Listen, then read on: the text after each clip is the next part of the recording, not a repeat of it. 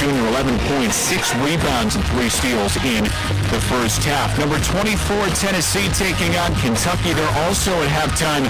Vols lead by 11, 42-31. Jacoby Gillespie, leading the way with 14 points. Jasper Johnson with 12 for Kentucky to lead the Wildcats. Bama, Oklahoma coming up at the top of the hour here on ESPN Radio and the ESPN app. In the NHL, one game in progress. Wild and Sabres in Buffalo tied at 1-6-22 to go in the first. Marcus Foligno the goal for Minnesota. Ryan McLeod scoring for the Sabres. Hey, this is Rich Eisen. Coming up Monday, we break down the NFL's divisional round games with 3-time Super Bowl champ Mark Schlereth and then preview the national championship game in Miami.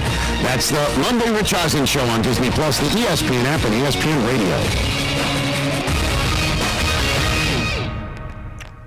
Back the birds, Fresno. Don't miss another week of Fresno Pacific University Sunbirds action at the... All right, Paul. It's going to be our 4-man.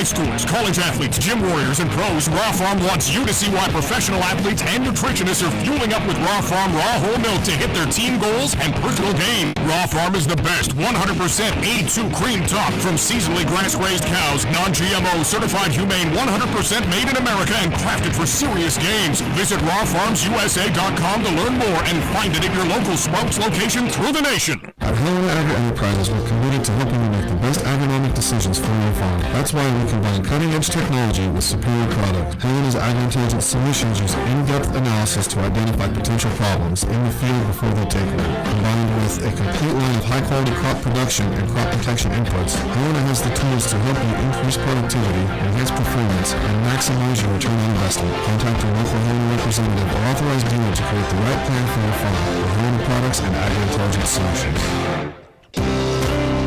For over 60 years, we at DeBoer Defense Insurance, a multi-generational and family-owned company, have proudly provided high-quality risk management and insurance solutions to local businesses. Thanks to the incredible work and personal touch our insurance professionals provide our clients, DeBoer Defense has been named Central Valley's best property and casualty insurance company for 9 years running. Visit DIBU.com and get the business insurance you need today. License number 0E02096. So winter's officially here, and the last thing you want is your house cold and your furnace sounding like it's auditioning for a beatboxing competition. That's why Lee's Air Plumbing and Heating is running their $99 furnace tune-up special. Honest, layering 3 jackets indoors isn't festive. It's desperate. So get ahead of the cold. Schedule your $99 furnace tune-up today at leesair.com. That's leesair.com. Happy holidays from your locally owned and operated Lee's Air and Heating. CLN 635-355. I'm here at the Roger Dunn Open. Former Fresno State football coach Pat Hill is at the first tee. Hey, it's a fairway hit. Yeah, but that's the wrong fairway, Coach. I need to buy a golf game. Coach, I really think you need a Roger Dunn makeover. When you buy a game at Roger Dunn, you can play anybody, anytime, anywhere. This is the old coach, Pat Hill. I bought this 7-iron at Roger Dunn Golf. Number 8 at Tehama, 162 yards out. Eagle, baby! At Clausen Honda in Fresno, you're not just getting a car, you're stepping into a full service experience. From the latest new Honda models to certified pre-owned vehicles, a cafe to grab your morning coffee, and a team dedicated to making you feel respected and well served. Whether you're trading in, buying, or scheduling service for your ride, Clausen Honda has you covered with transparent financing, a full service center. Drive in today and see how easy getting behind the wheel can be. Clausen Honda at 6346 North Blackstone Avenue in Fresno. Every morning, we rise and shine. Make breakfast. All right, we're up in 30. All right. Rest. These routines help us start the day off right. Nature-Made vitamins are a simple step in that daily care regimen. Multivitamins with daily essentials, clinically studied probiotics for gut health support, magnesium to help relax the body. Nature-Made is made to care for you every day. These statements have not been evaluated by the Food and Drug Administration. These products are not intended to diagnose, treat, cure, or prevent any disease. From Clovis to Kingsburg, from Fresno to Bakersfield and everything in between, we've got you covered. This is the Central Valley Sports Report, your #1 source for high school highlights, riveting talk, and hometown heroes. And here is your host, Paul Meadors. Good morning. Happy Saturday to everybody out there. This is the Central Valley Sports Report on 1430 ESPN, your local sports leader. January 17th, the year of our Lord 2026. Thank you guys for tuning in. Really appreciate it. If you are a first-time listener, a casual listener, or somebody that likes to tune in every week, man, hey, happy you're listening. This is a show about sports in the Central section, the Central Valley here in California. 2 hours of interviews, and it is called the Central Valley Sports Report, so I better report on some stuff. So lots of good stuff that I'm going to get to. I was able to check out 3 basketball games this week. Checked out 3 last week as well. So I'll go over all that stuff. But I love doing interviews. I got a great show lineup for you guys out there tonight, this morning, this afternoon, whenever you're listening. Huge show lineup. Very excited to share who's coming on the show. But I got to thank First String Sports. This is where I do my show every Saturday on Blackstone Avenue in between Sierra and Herndon. My show is done from the right-hand side where all the Letterman's jackets sit. There's a pretty cool neon sign that stands right above it, so you can't miss it. This is the only place you can get your Letterman's jacket. I see it every morning. They're getting configured. They're getting the patches put on. They got hats of all the schools in the central section. You got Bullard, see Clovis West, Clovis North. They got these really cool chairs that I don't talk about a lot. Right when you walk in, right in front of you. Let's see, Hoover chairs, Justin Garza, anything that you need. Kingsburg's up there. So thanks to First String Sports.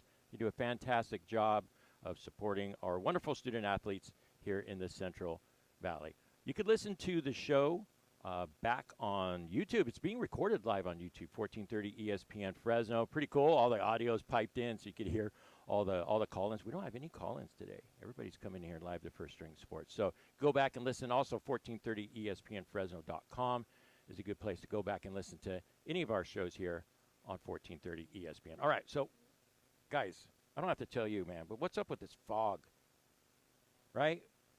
I'm a teacher. I had a couple foggy day schedules this week, but this fog will not go away. It's dangerous.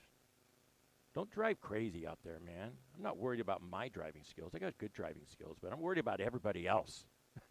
Just be careful out there. Have some distance, right? Put your lights on.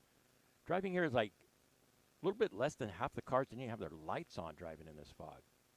So be safe out there. Be safe. All right, so big football weekend, obviously, with the NFL. This show is going to end, and it's going to lead right into that great game that I'm sure most of everybody's going to be watching. Josh Allen's headed to Denver, so his Bills are taking on the Denver Broncos. Go Josh, man. You got to win 3 away games to get to the Super Bowl.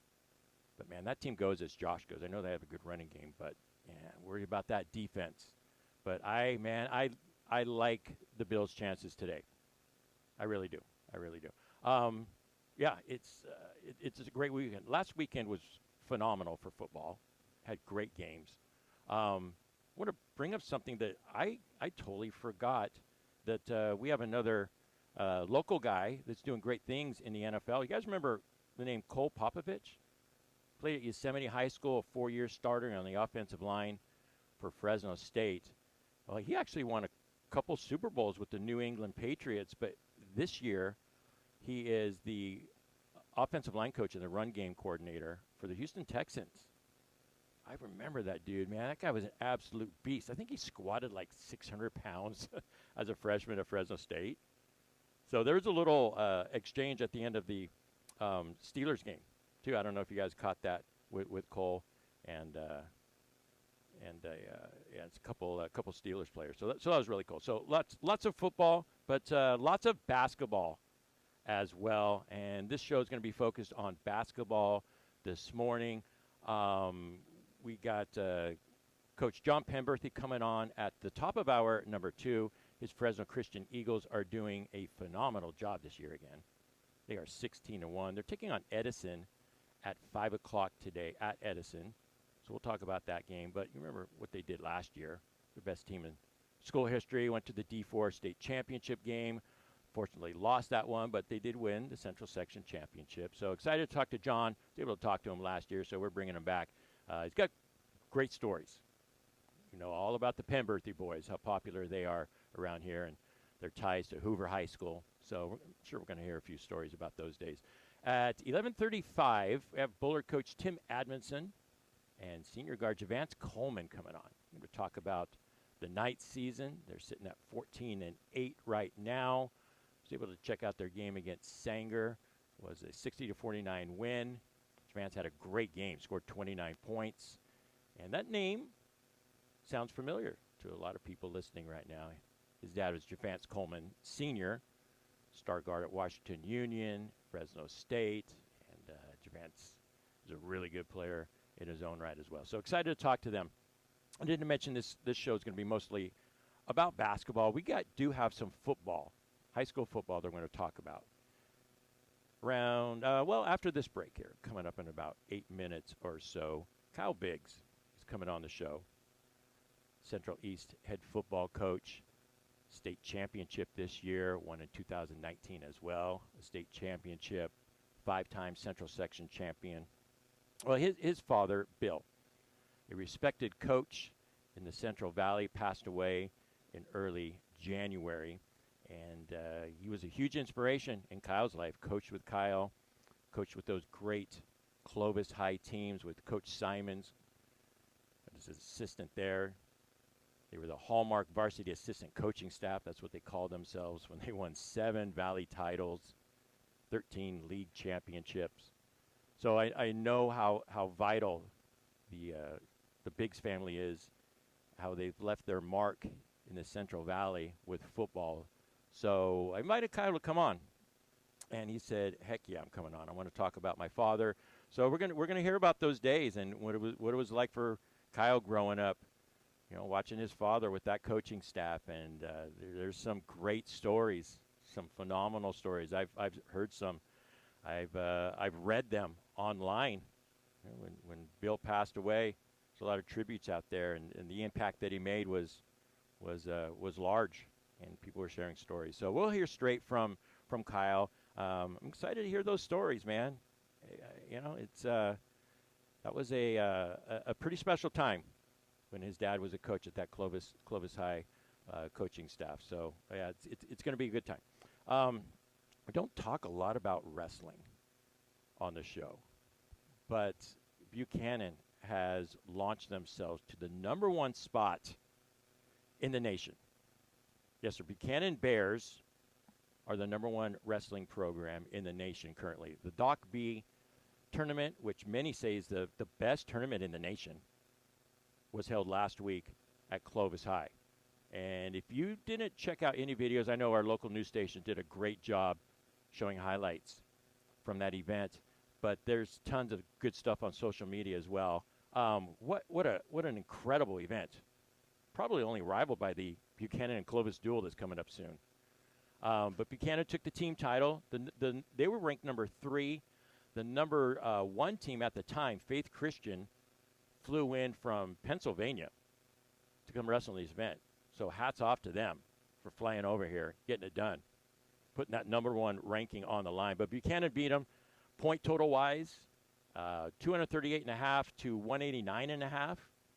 So, you know, in my limited knowledge about wrestling and scores and how all that stuff works, it sounds like a pretty good butt kicking right there. So Buchanan, #1, and if the 2 young men from Buchanan who won their weight class, incredible matches, especially Rockland Zinkin at 120 pounds. Just phenomenal. I implore you guys to go back. Just Google it. The Rockland Zinkin Doc B match. It was absolutely electric. He was able to get some points late. I think there was like maybe a minute left or something. He did his backflip when he won. It was crazy. His family was going nuts. So that's Rockland's. He's a senior this year. It's his second Doc B championship. He won one his freshman year and didn't win the last couple years. So, yeah, Buchanan's well on their way to winning another state championship, have some individual winners as well. Ashton Besmer won as well at 132 for Buchanan. And Clovis High has this stud freshman wrestler, Michael Burnaby. He beat another Buchanan freshman, Dale Silva. So how about this, man? How many times are those two young men going to be battling over the next 4 years?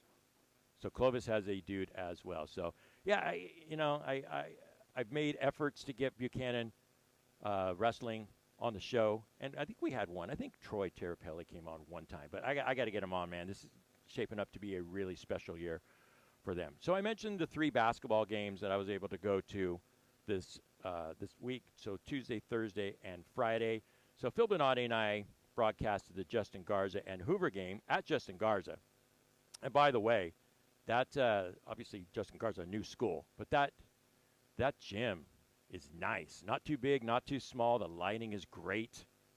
Pretty tight game at halftime, but a great fourth quarter for Hoover. They outscored Justin Garza 29-9. Obviously a terrible fourth quarter for Justin Garza. Michael Harris had a career day for the Patriots on his birthday. 25 points, 9 rebounds, had this monster alley-oop dunk. So good stuff by Hoover. Tizelle Archie is doing a great job there as always. Thursday night, I mentioned the Bullard and Sanger game. We're going to hear from Coach Adamson and Javance Coleman at around 11:35. Javance scored 29 points. Made a crucial play. It was actually a 2-point game with minute 15 left. And took it to the hoop really strong. Got himself an and one. And the rest is history. So, Bullard, 14-8 on the season. And then last night, checked out Clovis West at a home game against Buchanan. Doubleheader. Girls played at 5:30. Clovis West girls won that one. And then the boys follow. Game started a little bit later. Actually, the girls score is 61-52. They play today. There's a lot of games in the Martin Luther King showcases. Buchanan boys, man, they are good. They got a couple transfers in. Everybody's eligible. But that defense is tight. Tight defense. Coach Orlich knows what he's doing, obviously. There's no doubt about that. But everything was difficult for Clovis West. Every shot was contested. Fundamentally, they help out well, they show well, and they get back and rotate well. So, yeah, San Joaquin Memorial, I've seen them 3 times this year. It's the second time I've seen Buchanan. I'd say they're pretty even. I think that would be a heck of a game if those teams happen to meet. I got a couple high scores here. Reed Sweeney scored 20 points. Josiah Perry had 16 for Buchanan. Jace Kellogg had 19, a tough 19 for Clovis West. Like I said, Buchanan was just draped all over him. So good job by Jace by getting those 19. So lots of games happening today. San Joaquin Memorial is traveling to play St. Joseph and boys basketball. The game's going to be at 5 o'clock. I'm not sure if it's being streamed anywhere. It's definitely a game I want to check out. It's a good test to see exactly where San Joaquin Memorial is. Remember, they had that loss to Bakersfield Christian, a 14-point loss at the Damien Classic. So, yeah, very curious to see how the game is going to roll out. On Monday, Memorial is going to play, man, it doesn't get any easier. Archbishop Reardon and St. Joe's is going to play De La Salle. So some really good games. Let's take a break here. Coach Kyle Biggs is here live at First String Sports. I want to give him as much time as possible. Going to hear a little bit about his state championship team. We've got to mention that, of course, and talk about his father, Bill, who was an integral part of coaching here. Just one of those great legendary coaching staffs he was a part of. So can't wait to hear those stories. Can't wait for you guys to hear those stories. You're listening to it all in the Central Valley Sports Report on 1430 ESPN. So intense, so quick, so unmerciful. Those are just a few of the comments from farmers describing the devastating effects of their crop damage due to hail. If you're a farmer, you probably already know what it's like to watch helplessly as your cash crop is pummeled by hail. It's one of nature's most damaging weather conditions. What can you do about it? You can call Bowman & Associates, your local crop insurance specialist. They've been writing crop insurance for almost 40 years. Call Roger Kent or Quinn Bowman today and ask about crop hail insurance for stone fruit and grapes. They can design a private hail coverage that is specifically designed to meet your financial needs. Coverage can be purchased anytime and will go into effect within 72 hours. Easy to buy with no hassles. Don't gamble on your financial investment. Call the Ag experts today. Bowman & Associates. Remember, for a green thumb investment that equalizes Mother Nature, call Bowman & Associates. 499-2020. That's 499-2020. Bowman & Associates, your crop insurance specialist. License number OF64178. From the roar of Valley Children's Stadium to the heart of the Red Wave, Fresno State football ignites the Valley, and Precision Civil Engineering is proud to help power that momentum. Named 2024's best engineering firm by the Business Journal, Precision Civil Engineering delivers top-tier planning, surveying, and design building, the backbone of the Central Valley. Proud partners of Fresno State Athletics, because when the dogs rise, the Valley rises. Go Dogs! Visit precisioneng.net today. Want to work somewhere fun, flexible, and rewarding? Me and Ed's is hiring. We're looking to expand our team with full and part-time positions at over 40 locations. Join our growing company as a delivery driver or valued team member today. For more information on job descriptions or to apply, go online at meandeds.com or visit your nearest location.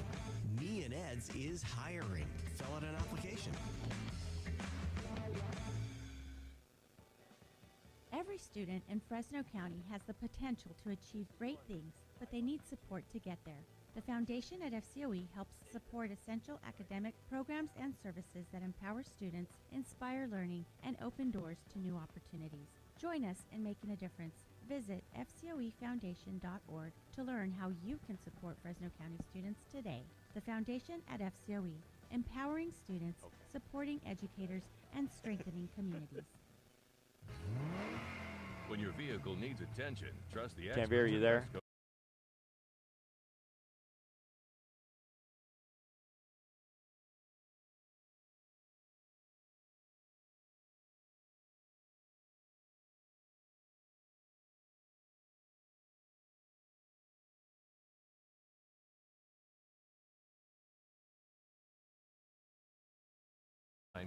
So this is the thing. I like know nothing about this.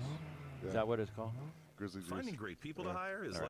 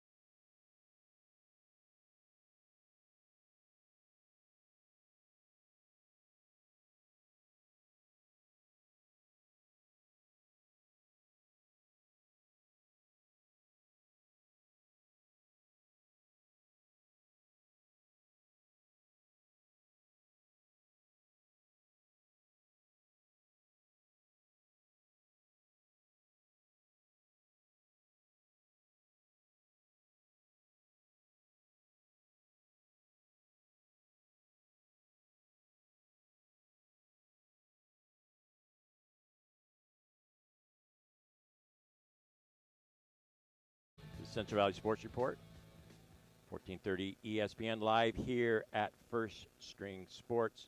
And Kyle Biggs is kind enough to brave the fog and drive over here to First String Sports. He's a 5-time Central Section football champ, 2-time state champ, including this year's team. His father, Bill, passed away in early January. He was a part of that legendary Clovis High football staff. He's an online O-line guru as well.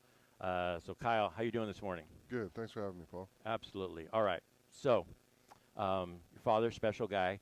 When I heard that he passed away, I'm sure you got a lot of texts from people, and I saw a lot of online tributes to him and stories. Very impactful man that he made in the lives of young people and teachers and with his fellow coaching staff as well. Just what was like your impact, that he had on the Valley? It's kind of an overall picture of his coaching and people reaching out to you after his passing as well, and some of those great stories. Just all the support on social media and all the nice things, everyone, it was overwhelming. And it just reiterated that what I saw at home and what I knew is what everyone else saw and what everyone else knew.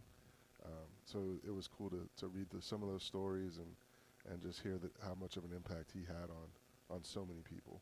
Were there some stories that like you had forgotten or didn't even know that people were reminding you about? Yeah, it's just everyone had their own. Everyone had their own story. It's not just where he just was a football coach. He was a teacher. He was a health teacher, so he taught freshmen, for 40 years, and he loved it, and he taught every kid as they were the same. He taught every offensive lineman as if they were the same. Didn't matter how good they were. Didn't matter how smart they were. It was just everyone had an equal opportunity to be blessed by him. And I try to read as many stories as possible. And there was one about a young lady that was in his class, and just kind of developed a bond. And she'd be like the biggest Clovis High football fan out there. And I think that was kind of his impact. Like, it didn't matter whether he was coaching a player. I mean, his availability on campus was evident as well. People come and say, "Man, you poured into my life as an academic, right? In the academics as well." So some of those stories popped up, and I'm sure that just kind of warmed your heart, but made you a little bit sad as well. Is that kind of your feeling? Yeah, definitely. And he would open his classroom up at lunch, and it was just for anybody to come in there. And he had athletes in there. He had non-athletes in there. He had freshmen who didn't have any friends, who just wanted somewhere to be. And he opened his room up, and it was kind of just a hodgepodge of, everybody. And he treated them all the same. Everyone loved going in there. And, I mean, it was just that's what I remember when I was going through high school. And then he'd always share stories. So, I'm a freshman or I'm a senior, and these freshmen are coming up to me laughing at me because he told some story to the freshman class in his health class about what I did when I was a little kid. And I was like, "Dad, come on, man." And he's like, "You shouldn't have done it." Like, it's that story. I say it every year. And it's just that's what you're going to get with my dad. He was a great storyteller. He was a great teacher. He was all around great guy. And freshmen are goofy kids, man. You know that too. Oh, yeah. Freshmen are goofy. I want to talk about that coaching staff at Clovis High. Just kind of maybe from what you know, just take me back to the beginning, how he got into the coaching staff at Clovis, the Hallmark assistant coaching staff with Coach Simons and all those great guys that I'm going to mention here in just a second as well. But just kind of what was the genesis of his coaching career there? He started at Clovis West when the school opened with Max Newberry and Tom Deal and James Moxley and Moss Aoki and Bill Crawford. And, those guys were together for those first 10 years. They played in 3 Valley championships. They won 2 Valley championships. And my dad also was a softball coach, and he won a Valley championship in softball with Coach Deal at the first softball championship in Clovis West history. So they had a really tight staff. And then someone decided to fire Max Newberry because after every odd year, he either went to a Valley championship or won a Valley championship. And in '89, he didn't do that, so they got rid of him. And so my dad and the other coaches were kind of like, well, what do we do now? Who are they bringing in? And Coach Simons called my dad up, and he's like, hey, I need an O-line coach. And at first, my dad's a very loyal man, so, jumping from Clovis West to Clovis High, like in the 80s, you didn't do that. Like, it was unheard of. Yeah. And I remember I was at a Babe Ruth baseball game, and I saw my dad walk up, and he had blue and gold on, and I'm like, it just looks so wrong on him. But he made the move in 1990 to go to Clovis High with Coach Simons. I was appreciative of that because if he would have stayed at Clovis West, I would have went to Clovis West and been a wing T quarterback, and that would have not been fun. So by him going to Clovis High, and I got to be the ball boy, and I got to be around practices and meet those coaches. And, there were 4 or 5 coaches who had kids. We were about the same age, and we'd all go to practice in the summer. And you knew they were a really good staff. He'd be gone all day on Saturday. And then on Sunday, he's gone the whole day. And this is huddle, so they had VHS tapes to break down film and with the waves. Yeah, they had to copy the VHS tapes, and then who has the tape, where's it at. They had to keep track of it all. So breaking down film was a lot harder back then than it is for us today. We're a little spoiled, but it was always fun to break down the film with him also. And I was his eyes, so I could pick out jersey numbers, and I didn't realize how many times you'd actually have to watch a play to learn something about it, because I'd always ask, why do you keep rewinding it? Like, can we move on to the next play? And he's like, nope, I got to see what all 11 guys are doing. So it taught me at an early age, how to watch film, and those were some good Saturday nights that I got to spend with my dad, and him just teaching me how to watch film and how to break down film. And that's the thing that those Clovis High staffs did, is every detail was covered. They were such good coaches. They were together for, I think, 9 years before Simons retired, and my dad was the last guy there. Freeman, Sexton, Kellum, Wetzel, Erdman, those guys were all there in the 80s. So they were there, another 15, 20 years. So they as a head coach now, looking back, it's like that's what you want your staff to be. You want to try to keep that camaraderie, and so there's stuff I learned from those guys even as a little sixth grader, just running around and observing as a little kid. Staffs like that don't come around very often, right? They You don't. probably count on the palm of your hand how many staffs have stayed together for even 5 years and so. So what did you learn, again, observing those guys? And you probably called them uncle, I don't know, something like that, right? And just the camaraderie and them watching you grow up as well, but you being involved in their lives. Like what was that like? It probably won't happen again. Yeah, it was awesome, because the other thing, those guys were all teachers on campus. So not only did you have 9 solid coaches, you had 9 solid teachers on campus who are making an impact on those kids' lives and seeing those kids every day. Nowadays, you don't have 9 on-campus coaches. I don't know of anyone who does that, because guys just they're not in the education business. But learning from those guys, it was always fun, because I got to get on chalkboard sessions with Coach Sexton in 7th grade, and I'm learning about cover 3 and seam routes and all this cool stuff. So it really, I loved it, because I was drawing up plays in 2nd grade, wishbone quarterback sweeps, and I'd always show it to my dad, and he'd always be like, can't block it. Like, this is the first thing I learned is if you can't block it, you can't run it. So I would draw up plays, and just being around those guys and watching how they work and how they gel together, and you don't see the time they put in not on the field. And that's, back then those players I don't even think realized how much time they put in. And they covered every detail, and they wanted to make sure all the T's were crossed and I's were dotted, and they weren't going to be tricked or fooled on anything they saw. So it was really just the attention to detail that they put into the craft is what really stuck with me all these years. All right, so what's this about Thursday brownies and Grizzly Juice? Well, the Grizzly Juice started, so my junior year, my dad had surgery, and he had to have juice.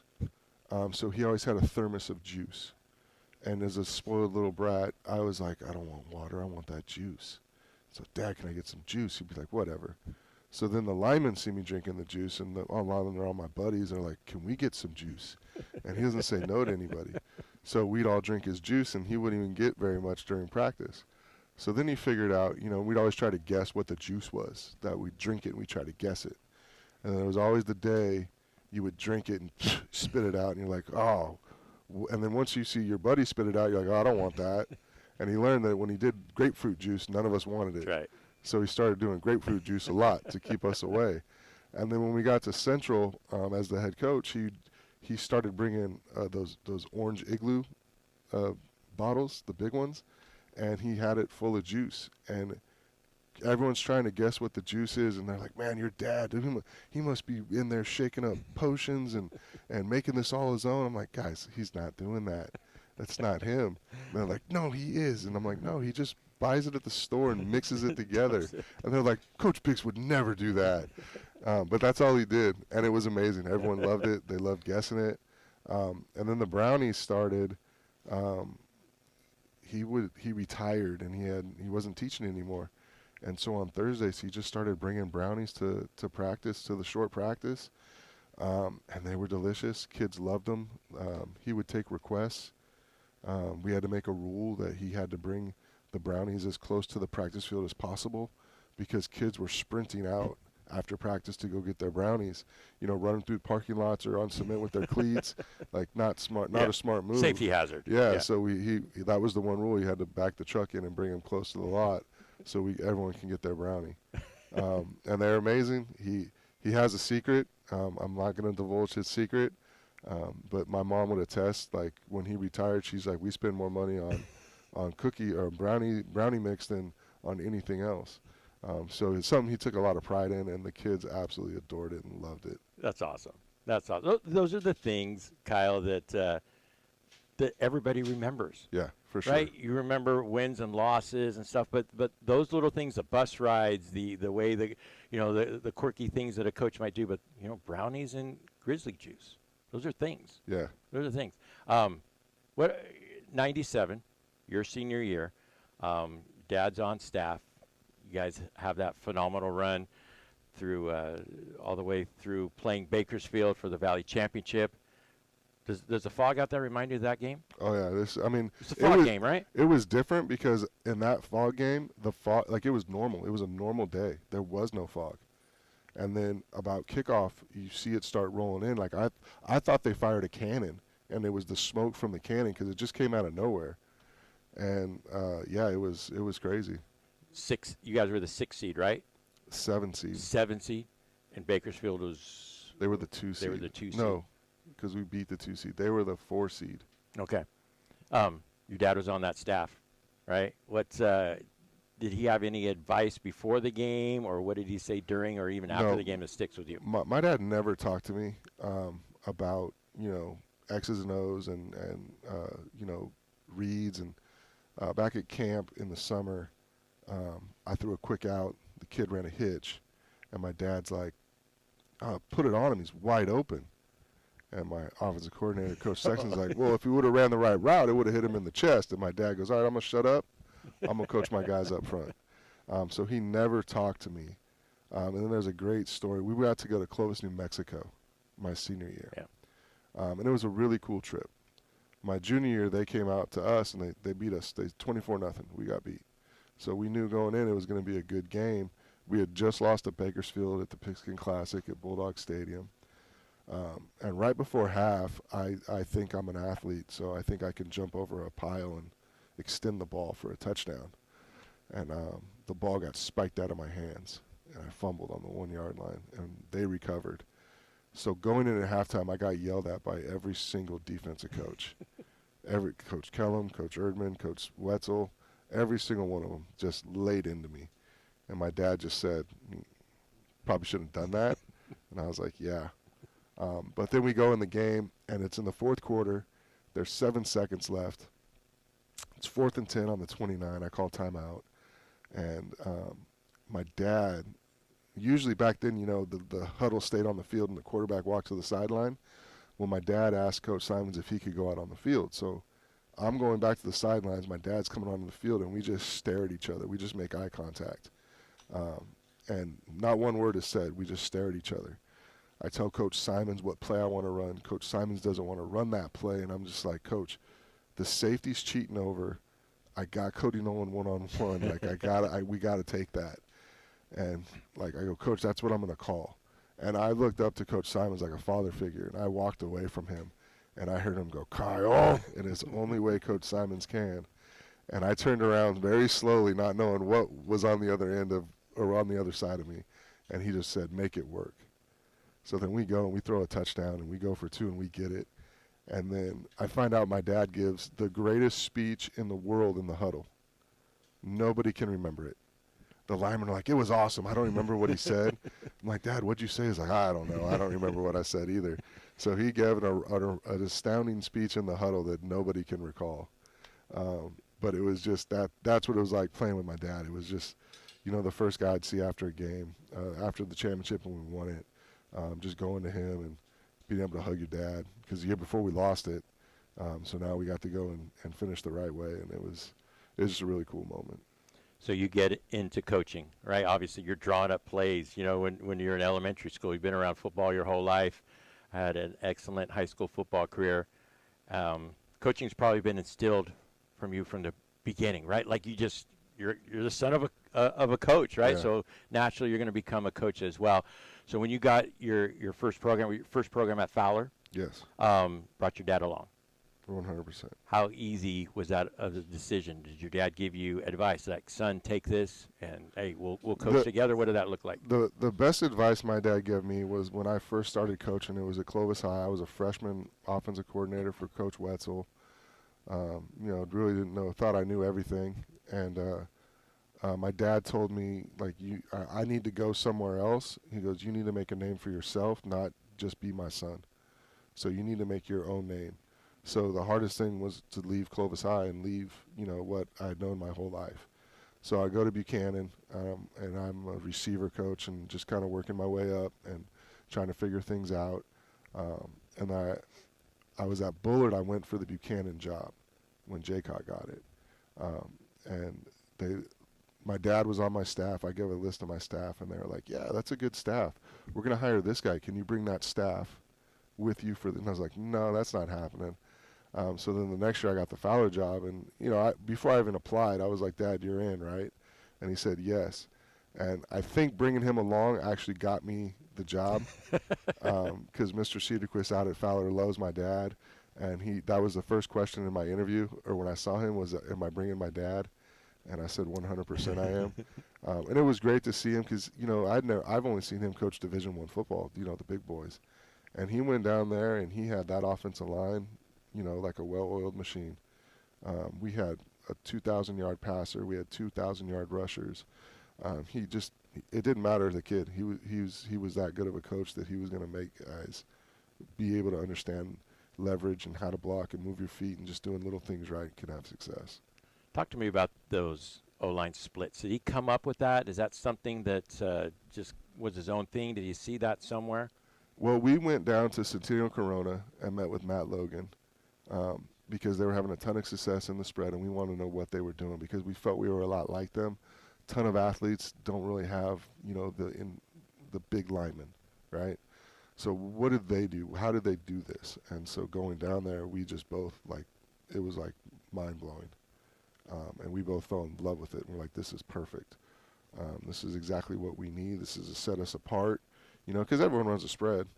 And now defenses, they only get to see our splits once a year, so now it's like you have to prepare for it. Mm-hmm. So it's something more to the list, not only the plays and the tempo and all that stuff, but you gotta adjust to how you're going to play these splits. And we've seen it all in 10 years, so we know every adjustment to make. And even when we started putting it in, it was just my dad, when he's an old timer, he's an old retired guy, and then he gets something new, and it just got the blood flowing. And I mean, at his house, he had a whiteboard next to his chair. So at any moment he thought of pass protections or he's drawn it up. He has little pamphlets, little papers everywhere. Just that was all in his vicinity that he didn't have to leave his area. And he would just be drawing up plays and drawing up defenses to make sure he's on top of his game. That's awesome. That's awesome. I could just see, Kyle, that, other people watching film, they're going to play you guys like, oh, look at these splits. Of course we can come through this gap. We can go through this. And then all of a sudden it's like, it doesn't work. Yeah. It doesn't work. When did you realize, Kyle, that your dad was a part of something special or a really good coach or really made an impact?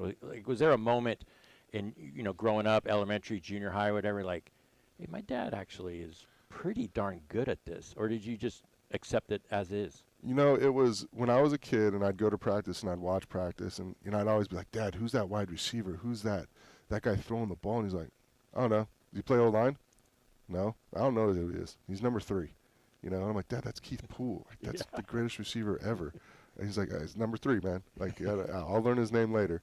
He coached his guys. Mm-hmm. But the thing that really stood out for me and my sister really was every Christmas break when we would go Christmas shopping or he'd go to the supermarket, whatever, when we were with him, he would run into somebody.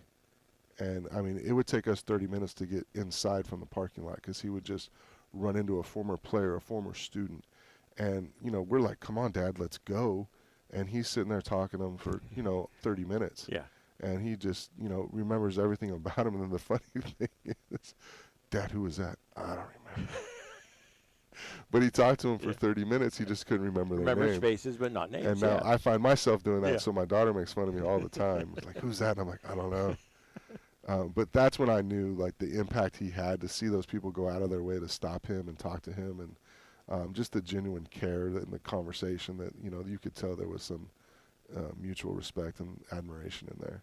What ways, Kyle, did your father impact you, not only on the football field, which is obviously legendary, and you guys have reaped all the benefits of that, but also as a man and as a father? Just being there. Being early. We're early to everything. I got my daughter hooked on being early to everything. I'm trying to get my wife there. She's doing a lot better. When she's early, she'll let me know, and I'm so proud of her when she gets to a practice early, just because that my dad. I mean, I was there an hour early, 30 minutes early. We were early we were never late, and that's one thing. You don't waste people's time. You don't. You just you say you're going to do something, you're going to do it, and you're going to be there, and you're going to be giving your all. Those are the everyday details, that every kid learns from their dad. It was just magnified because I got to be around him so much with football, be on the bus with him, and I wouldn't change those memories for anything in the world. Those are some of my best memories as a kid growing up. My wife will ask me if I watched a cartoon or what a cartoon character. I don't know, but in 1987, Clovis West ran a crossing route on 3rd and 10 that got him a first down to help him go win the game, and it made me want to be a quarter. Like, those are the things I remember. It's not the cartoon stuff.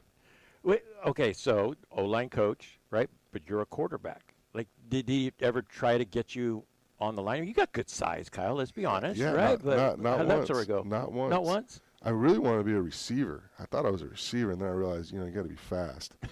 Because we used to play in the backyard, and he would throw me passes, and I'm making diving catches, and I was like, yes, I can do this. And then I realized I'm not fast, and so I started going to me throwing him routes, and he was a big man back then, so they were stationary. He wasn't running around a lot. And then we put baskets out there, and then we had some trees that I'm trying to throw through, and he's just teaching me drills and doing things. If you're going to do this, you're going to be the best. And one of the things he always told me, and he always taught me that stuck with me is, what's the other guy doing? Is the other guy working harder than you? Like, you just did 10 sprints. Are they doing 12? What are you willing to do to make yourself the best? And I took that with me for not just football, but for coaching, academics, everything. Just, if you're going to do something, be the best at it. Availability as a father too is so huge. You know this, Kyle. As the hours that you spend coaching up young men, and one of the things that I really appreciate about you is, I'll ask you to come on a show, or I'll text you, some info about the game that you just completed the Friday before. Like, oh, I'm on my way to my daughter's volleyball tournament, Saturday morning. I got to get up at 6:30. So you're up till whatever time you are, maybe even watching some film the night before. But the availability that you show to your own kids is huge, and I'm sure your father played a big part in that as well. Yeah, he didn't miss very many of my games. He tried not to miss very many of my sister's games when she was playing softball. Seeing some memories somebody posted on Facebook from when my dad would go to my sister's softball games, and he had some sayings, some old school softball sayings that. Put some mustard on it, or I can't remember all of them, but just hearing like some of that stuff, I remember those days. Yeah. I remember because I was sitting on the blanket next to him, but I remember going to those games and being there with him, and the stuff he said that stands out. But as far as my daughter, I mean, I love watching her play. I love watching her compete. My sons are starting to get into it too, so I'm excited about that. I don't want to force them to do anything they don't want to do. So it's just like I'm just on the edge of my seat waiting for them to make that decision on their own. My daughter's already she's full she's an athlete. I've seen the pictures. And it's great. she loves playing softball and volleyball, and she played on the school basketball team. They won a championship this year, and so it's cool to I'm more nervous watching her play than watching our games or calling our games. It's just that I'm so nervous. And it is hard. My daughter's played basketball, AAU stuff. You're right. Like, you could coach and you're in the game and you know what you're doing and things are working out. It might be a control thing. Let's be honest, right? Yeah. That might be like your dad watching. You're like, they should be doing this. I'm nervous. Why aren't they doing that? So yeah, that's probably. And you have no control over the outcome. You're Nope. just I hope everything you've been taught comes through in this moment. And then the hard part for me is that car ride home. You know, being the dad or being the coach, and I'm trying to get. Where better. are you at with that? Trying to get better. Okay, I'm so trying that to tells get me better. something. You know, I've had moments where we just stare at each other, and we've had moments where we laugh and giggle, and it's just trying to find that fine line of not putting too much pressure on him and just letting her have fun and enjoy it. And that's what I want. It's sports, even with our guys, it should be fun. Exactly. That's why we play. Exactly. We've got about another 4 minutes with Coach Kyle Biggs. So, first state championship in 2019, your dad was on staff, and you know that picture is probably pretty special, holding up that state championship plaque. And, So you got a story about that? There's a funny story. The picture of me and him hugging. Yeah. Yep. I'm actually telling him to get off me because the game wasn't over yet, and he laughs about it, and he's like, "I know, but I gotta hug you," and it's just him being a dad, you know, just like, and you know, I was to get off of me, but somebody caught it at the right time, so it looks like a great picture, and I'm glad somebody was able to snap it today. Now that I have that memory with him, it was pretty amazing. But to win that whole thing with him and to win the 3 championships with him. You know, there's meetings where on Sunday meetings he's chiming in. I'm like, Dad, would you ever ask Coach Simons that? And be like, no, but I'm asking you. It's like, all right, okay, I get it. And you know, some of those meetings, he drove me nuts with some of his questions. But what I wouldn't have to have him in those meetings and asking those questions now, we look back on it, it was just a really, really great time to just get to be with your dad, you know, every day. And it was fun. It was a lot of fun. And then when the kids would come to practice, he was no longer Coach Biggs. He was Papa, and he would just wander off with those guys. And one night we after a game, we didn't know where Madden was, and we couldn't find her. And she's with Papa, just walking around through the tunnel, walking around the whole field. And I mean, we were a little nervous, and it was pretty funny. He was just like, "What? I got her." Of course I do. I'm Yeah, Papa. yeah, exactly. I'm not letting her out of my sight. State championship, you got to hang out with Mayor Jerry Dyer, right? Was that Thursday? Yeah. How cool was that? That was pretty cool. I didn't expect the mayor to be at the parade, but that was pretty cool. It says a lot, you know. And it's funny when you get leaders who care about sports, how much sports really impact, you know, a school or a community. And my 10 years at Central, we've got to really be a part of something special and see that, and it's pretty cool. It's pretty cool to just sometimes step back and see the kids celebrate with their families and the culture that's been developed through the years. And it's just, for him to come and be a part of it and see it is pretty cool. Final thoughts, Kyle, just wrapping everything up. I know it's still pretty recent since your father passed. My father passed 3.5 years ago, and just those voices that you hear, those good things that you hear in your head will stick with you forever for sure. But what are some final thoughts that you have about your dad? Just what an impact he had on everybody's life. You know, he's been coaching football for over 40 years. So, you know, there's a lot of athletes and students, you know, that he was able to mentor and help and you know, change their lives or, you know, do something for them. And that's what stands out the most, just the impact he had on so many people. And, you know, I'm sure there's someone out there, but I have never met anyone that had something negative or something bad to say about him. He just was a fun, loving guy that everyone loved to be around. And he made some amazing breakfasts. His biscuits and gravy were phenomenal. His skinny pancakes. You know, he didn't mess with dinners. He would make us breakfast for dinner. Yeah. But it was always amazing. And those little things is what I'm going to miss the most. Just, you know, my kids not being able to see their grandpa and see what I saw, you know, what I got to see as a dad with him growing up and how just amazing he was. Well, Kyle, again, thanks for coming in and sharing those great stories. Yeah, thanks for having me. Absolutely. The memories are going to last forever, and we're probably going to get some of those cool pictures up there in your office with you and your dad. Probably got some up there already, but It's pretty special, and I know you know it. So, again, thank you for coming on and sharing those stories. Appreciate Thank you for having me. Thank you. Appreciate it. You bet. All right, Coach Kyle Biggs. We're going to take a break here. We got John Penberthy, the Fresno Christian boys basketball coach, coming up next on the Central Valley Sports Report on 1430 ESPN.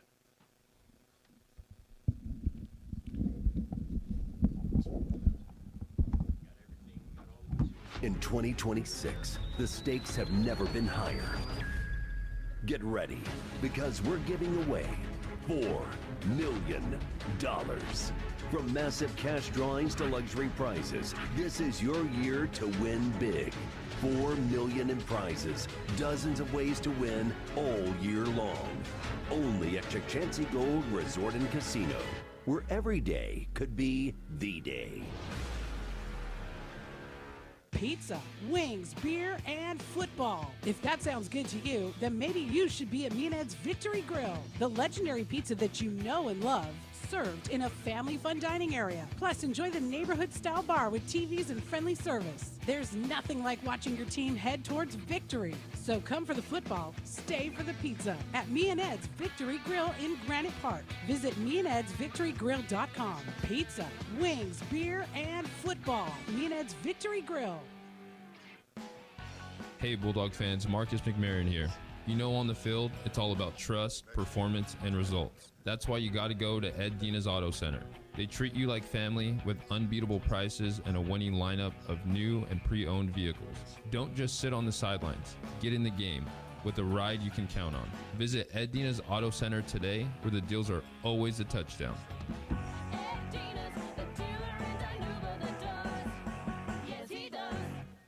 We started like you, a small team with a big dream to serve the Valley. 20 years later, FFB Bank is still proudly backing businesses across California and beyond. We've learned a lot about what it takes to grow, and now we're using that experience to make things easier for you. With our Switch and Save offer, we'll cover up to 90 days of payment processing, provide no-cost equipment, and offer competitive rates so your business can keep more of what it earns. And behind it all is a local team that truly understands your goals and is ready to help you reach them. Make the switch. Save with FFB. Visit ffb.bank to get started. Member FDIC, Equal Opportunity Lender. Fall is here and it's time to get moving at Valley Athletics. Phil Bonatti from Behind the Bench telling you about new programs coming up. Starting soon, you can sign up for monthly memberships for K through 8th graders working on volleyball, basketball, and strength and agility. It's as little as $15 per class. Speaking of sign-ups, the great facilities there are always available for rentals, including birthday parties. So take advantage of that today, especially as we get to those colder months. You can find all the sign-up information on their website, valleyathletics.co. Valley Athletics, developing the athlete in everyone.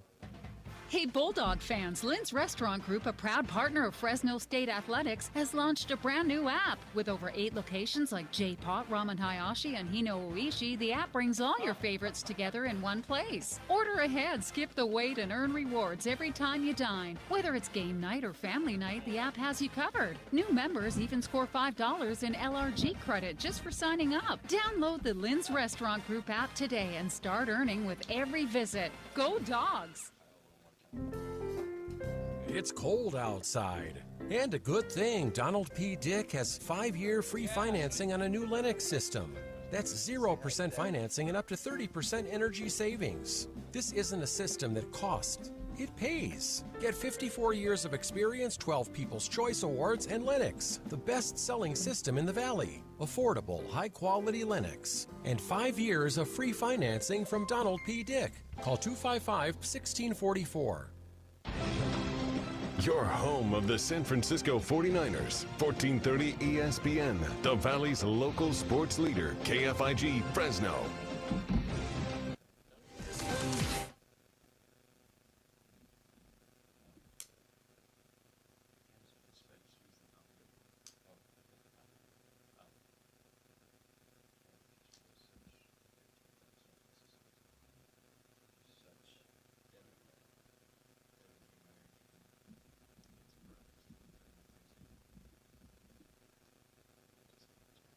This is SportsCenter.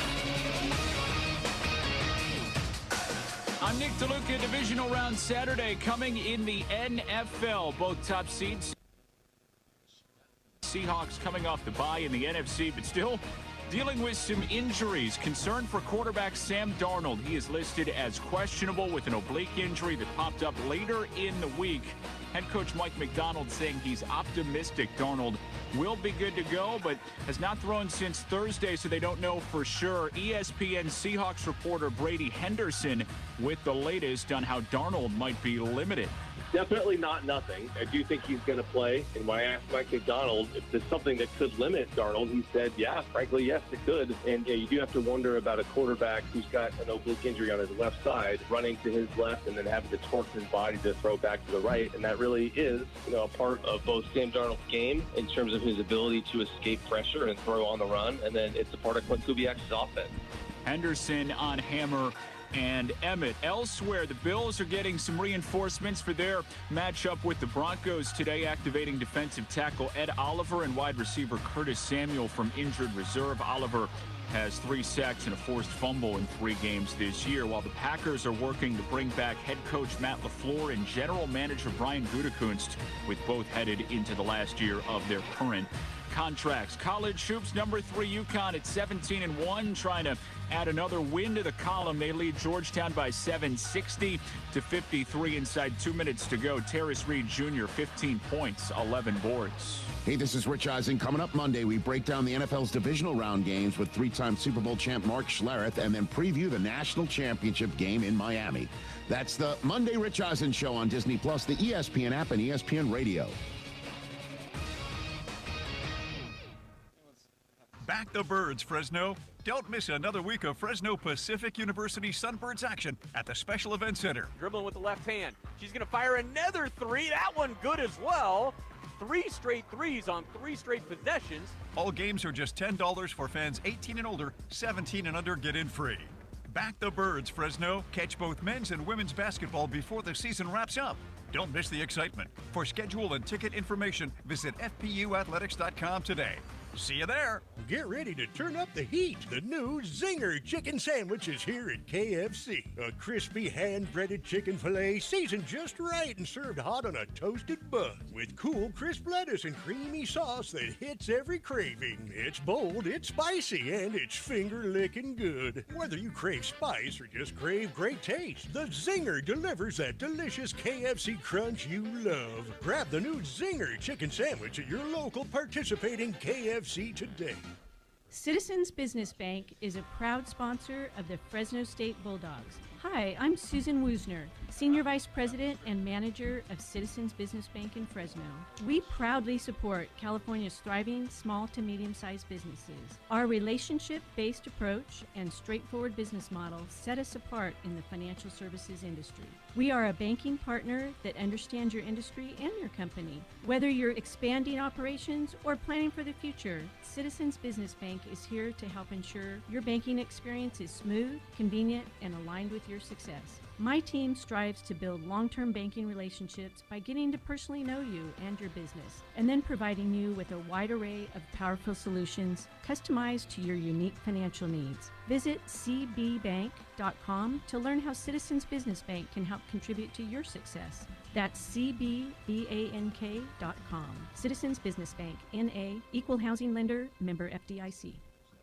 Are you a business owner struggling to understand how cloud technology can help your business? Are you in need of computer and technology support for your employees? M-Cubed Technologies is your solution for fully managed IT services. 24 hours a day, 365 days a year. M-Cubed will be your partner in the digital world, allowing your business to carry on worry-free. We specialize in cloud hosting, Microsoft 365 management, general IT support, and VoIP phone services.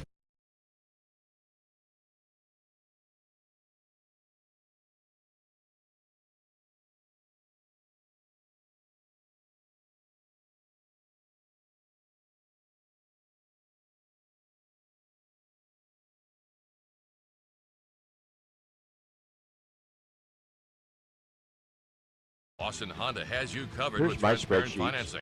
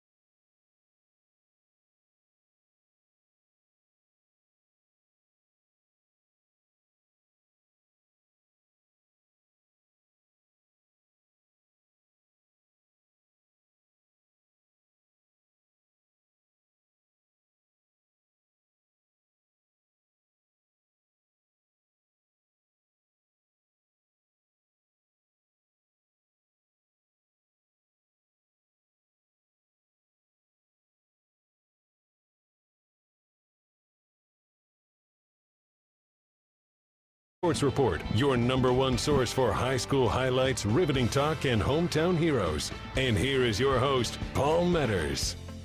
Welcome back. Thank you guys for listening. This is hour number 2 of the Central Valley Sports Report. You're listening to it on 1430 ESPN. Again, we're being live streamed on YouTube, so you can check it out there, even if you missed part of the show. Highly recommend going back. Just had a really good interview with Central East coach Kyle Biggs and the impact that his father had on the coaching community. Just hearing those stories, just kind of warms your heart and kind of just makes you think about what high school sports are all about. Community, instilling lessons in young men and women, all the things that makes coaches special, right? It's just heartwarming, and it's good stuff. And a lot of times we lose focus on what the game's really about, what high school sports are really about. But when you hear memories and the values that are instilled, it brings things back into focus. So thanks to Coach Kyle Biggs for coming on and sharing stories about his father who recently passed. John Penberthy, friend of the show, is here with us. He's got a game today, man, so he's got a lot of stuff going on. Was kind enough to come here to First String Sports to talk Fresno Christian basketball in general. They're playing Edison at 3 o'clock, right? Yep, 3 o'clock. It's their Super Saturday, as they call it, so it's cool to get invited to that one. Yeah, great. I'm excited to talk to you. It's been a fun time getting to know you over the last 2, 3, 4 years, defending D4 state championship run. That was so much fun to follow you guys through that. I almost said Happy New Year, and I'm curious, John. I'm looking at the date right now on my computer, the 17th. Is there like a certain date where you stop saying that? There has to be, right? It's too late to say Happy New Year. Yeah, for me, I would assume it'd be when you go back to school. You go back to school and you hit up Happy New Year type of thing. So you see everybody coming back into the classroom, back for me, back into the gym. You say Happy New Year, and that probably would have been around the 10th of January or so. Yeah, and then, okay, same to you. And then you're done with it. Yeah. Right, you can ask, well, how was your Christmas break and all Absolutely. that. You can get through that, depending on how much time you got. But, yeah, okay, I'm with you. That sounds about right? Like, Happy New Year now. I mean, we're already on the 17th.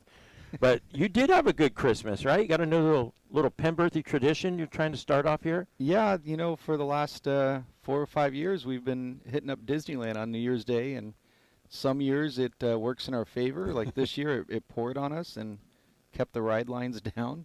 Other years, it's been sunny and 80 degrees and had 2-hour waits and majority of rides. So this year we got poured on, had a lot of fun, and took some funny pictures and sent one over to you because I know you're the Star Wars geek, if you will. I'm fine with that, yeah. Yeah. I'm okay with that. Well, I know who I am. I geeked out when I saw your arcade game of what was that? The Star Wars. The Star Wars arcade game. The sit-down that was version. pretty cool. Yep. So when I stepped into one of those Star Wars rides, I go, let's send this over to Paul. And we were texting back and forth while we were waiting in line. So that was pretty fun. All right, yeah, happy to help you with those line weights there and to pass the time, because I know those could be those can be not so enjoyable at times. Yep. All right. So today, again, you mentioned Edison at 3 o'clock. Yeah. Rich tradition, right? They have a new gym. I actually haven't seen their new I haven't either. gym yet. I haven't either. I have memories of the old gym because of my brothers playing in it. I only got to play in it twice because of when they were, the Fresno or Hoover gym was being built around 2000, the new one. And my junior year playing varsity, we had to play in the Fresno State gym because our gym was being built. And The East, what do they call that? The East Gym? Something like that. And so Gym, yeah. that was our one game that we got to play them. And then my senior year, I remember going to Edison and playing.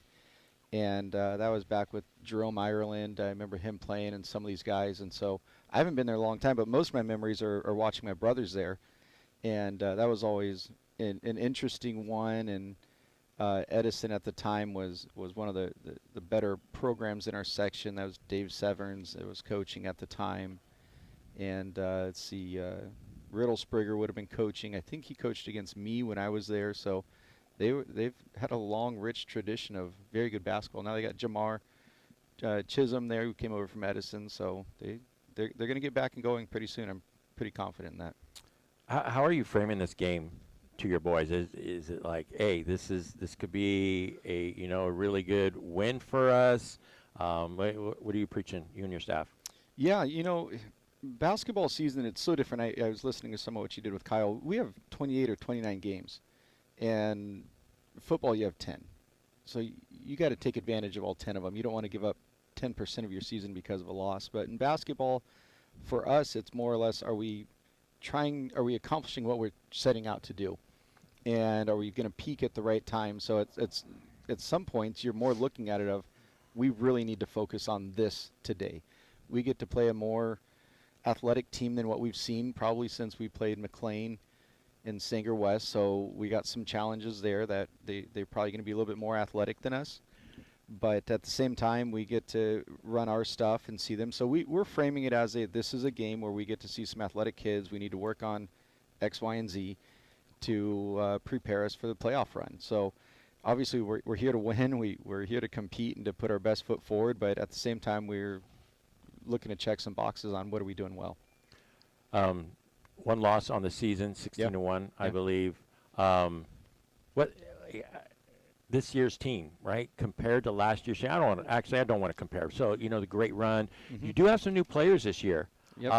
So how do you feel like the season's going? Are you guys exactly where you thought you were at the beginning of the year, UB? Yeah, so we only returned one player off of last year's state runner-up season. And so that puts some challenges in. We knew our JV guys that are coming up were going to be young. They're going to be mostly sophomores and a junior. And we also knew we had a couple freshmen that we were excited about. And we knew that it'd be a growing year. We had no idea that we'd have 4 transfers coming in, 1 in June, 1 in October, and 2 in November. And so we didn't know what exactly we'd look like. We knew these young kids we were really excited about that were moving up from our JV program. And now with having some of these transfers in, it allows us to not put so much pressure on them to succeed every game. And they could grow and develop naturally, which is probably more preferred, that you get a little bit more seasoning on a JV team. Your junior year, you get to contribute, and your senior year, you're ready to go. That's typically what we see. And we were nervous that some of these sophomores were going to have to carry a heavy load in scoring 15 a game against 18-year-olds isn't the easiest thing to do. So getting a couple transfers in took that weight off of them, took that pressure off them, and allows them to play kind of where they're able to do and really able to contribute to what our team needs to do, and they've been doing a great job of it. So we're really excited about the current season. We're really excited about the growth of the program too. All right, so let's talk about one of those young men that you were was able to play for you this year, Leon Maddock, senior. Remember him when he played for Kerman and won a Valley Championship. We were able to call that game. I think he scored 30 points. We're like, oh, Ed Maddock's kid. This kid's pretty good. And now is at Fresno Christian. I watched him score 35 at Kingsburg. The kid can absolutely fill it up. Just what impact has he had on the program this year? Yeah, he's a phenomenal talent. He's got this rare blend of size and speed and shooting ability that is hard to match here in our section. We don't see too many 6'6" guards or guard forward type of players. He's shooting almost 50% from the three-point line, which is unheard of. And he's taken that scoring load off, and at the same time, he's also leading our team in assists. So he's not just a scorer. He's able to carry that load also on the assist side. And like I said, he's just able to take the weight off of these younger guys so that they could do what they do well and not force them into feeling like they have to score every time they get the ball. And so Leon's done a great job of that. And we're seeing it from quite a few of our guys too, but specifically Leon, when the game gets tight, the ball's probably going to find him pretty quickly. Yeah. Who are some other kids that are doing a good job for you guys? Yeah, Tyson Ramirez, he's coming off of a really good football 4-year career for us, and he's our one returner. He's stepped right in, and we weren't sure if he's going to play because we knew that he's got some offers to go play football. And I was sitting on the bench next to him, and I said, did you think we would be 9-1 at this point? And he just said, no, not at all. And so it's nice to have him back. He brings the size and athleticism that we needed. to contribute kind of at these higher end games, especially at Kingsburg, which has got pretty good size as well. And Tyson's 6'7".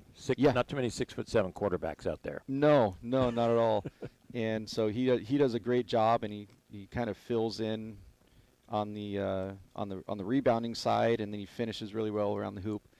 So he does a good job. And then, like I said, we had a handful of transfers come in that have just kind of filled a lot of holes that we were looking for. And then a couple of these guys coming up with Isaiah Long and being able to kind of move into a backup role so that he could kind of see what's going on with the game and step in and play. And Cash Hurdle, who transferred in last year, is a sophomore, kind of a quasi-sophomore. We're still trying to figure that one out. Coming in off the bench and being able to just be athletic. And, again, it's hard to score 20 a game when you know everybody's trying to stop you. And when you're not quite ready to do that, you find yourself taking shots that you shouldn't be taking. And so Leon's relieved the pressure from that, and Tyson's been able to clean up, and Ty Meadors, who came in from Clovis West, have all kind of been able to plug some of these holes and allowed us to really take off. College interest for Leon? Yeah, it's an interesting one. Obviously, his dad was a college coach for 15-plus years, and he's still coaching that. They just call him. And it's in ways it's kind of nice, and in ways I'm like, well, I'd like to talk to you also. But he's got some interest. He's got people calling. But his dad, obviously being a JUCO coach for 15-plus years, has all those connections. Sure. And so he's got quite a few people calling around and sniffing around and seeing how he's doing. They're going to want to bring him in and kind of put him through the test out there with some bigger guys. But again, you're 6'5" or 6'6", 195 pounds. You already have a college body. He does. Yeah. I mean, some of those moves and decision making skills. I mean, he's got the complete package. That Kingsburg game's going to stand out to me for a long time. All right, John. So I pulled this up. I haven't talked about this too much yet. I did in football. I felt like I overdid it in football. Basketball. A little bit of a different animal. I'm talking about the base divisions. I know you're also the school's athletic director at Fresno Christian, so you're privy to a lot of meetings and a lot of discussions about all this stuff. I guess my first question about this is, like, are we at a good spot? Is the CIF doing a good job of listening to the people out there, to the committee, and getting all that feedback and putting together a good package to where the playoffs are at a pretty good spot as far as where to put teams? Yeah, the CIF as a whole for our section, I think does a really good job of listening. What they keep waiting for is for people to bring these ideas to the tables and say, what about this and what about this, and get them to the athletic directors and get them to the advisory committees and things like that so that they can make changes. They're not the ones, Ryan and Matt aren't the ones that are directly making changes. They're the ones maybe presenting ideas, take it to the athletic directors, and if the athletic directors shut it down, they can't do anything. And so they've done a great job of listening and trying to make sure that the ideas that are coming up fit with what they're looking for. So they do a good job. The current system, I think, is better than what it was over the last couple years of teams could move up and get put into a spot where there just is really no chance to fully succeed in the playoffs.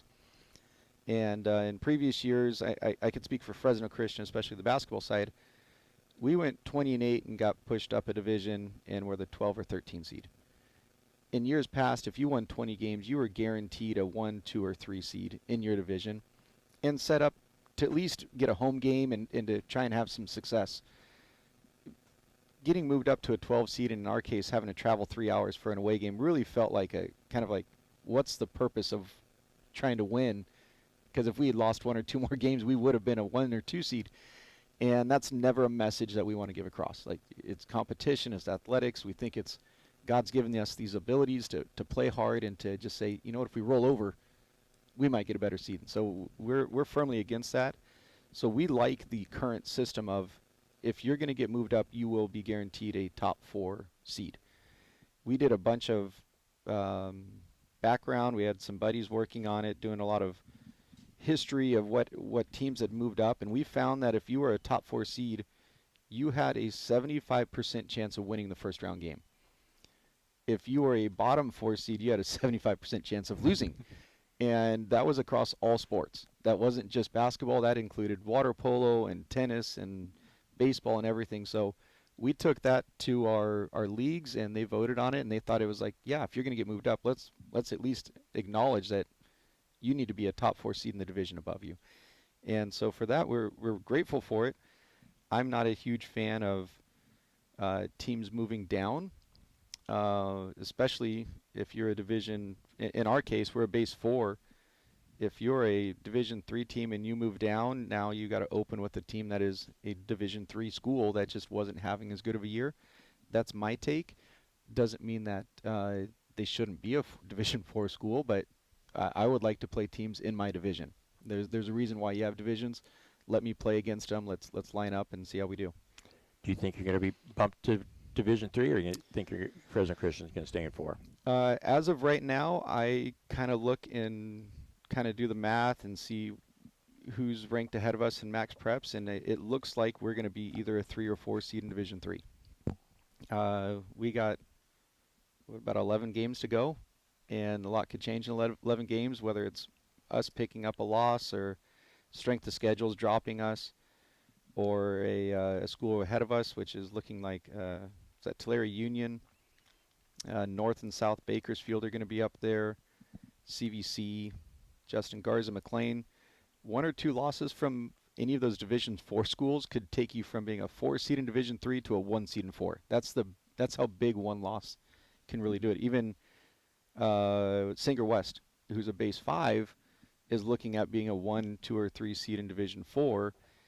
In that league that they're in the NYL CMAC, 1 or 2 losses could take them from Division 4 to Division 5. So there's a lot there. I think we're going to end up falling into a 3 or 4 seed. If CVC goes on a run, they may hop us, and we could get dropped back down into Division 4. So it's a really weird spot to be in, and that's where internally I know there's a lot of coaches that are like, 1 loss could put you as a 1 seed. And I'm going, well, I agree, but that doesn't mean it's the right thing to do. It's definitely not the message to send to your players. Yeah, D3 is, if it fleshes out like we think it might, it's going to be an absolute loaded division. Do you, John, let's spend a couple minutes, because I want to talk about some old school stuff as well with you. Does you guys look at it as a challenge? If you do, do you like that? Again, I don't want you to think I'm comparing to another school, Emmanuel or CVC or even San Joaquin Memorial, but you see some of these schools, you see CVC with football, how they went from 4, winning all the way up to state championship 2. It wasn't that long ago San Joaquin Memorial was playing Division 4 stuff, and now look where they're at. Yep. So is that kind of how you're framing it? Oh, absolutely. And I think over time, Bakersfield Christian basketball made the big jump. They just told CAF we're a Division 1 program. And that's pretty cool to say, we're not Division 4 or 3, whatever it was when they made the jump. And Garrett Brown probably made the right decision to say, no, that's where we're supposed to be. And he probably also saw that they could maintain that long-term success. It wasn't just a one-year thing. But that should be the goal for every program, to go, I want to win my division.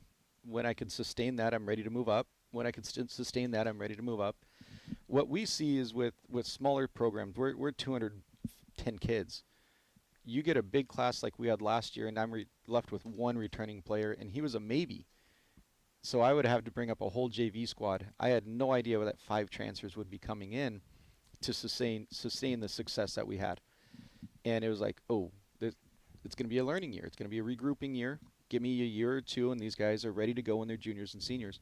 That's what small schools see. A lot of kids going through your little hoopsters. They play your AAU. They play club. And then they graduate. And the other kids have said, you know what?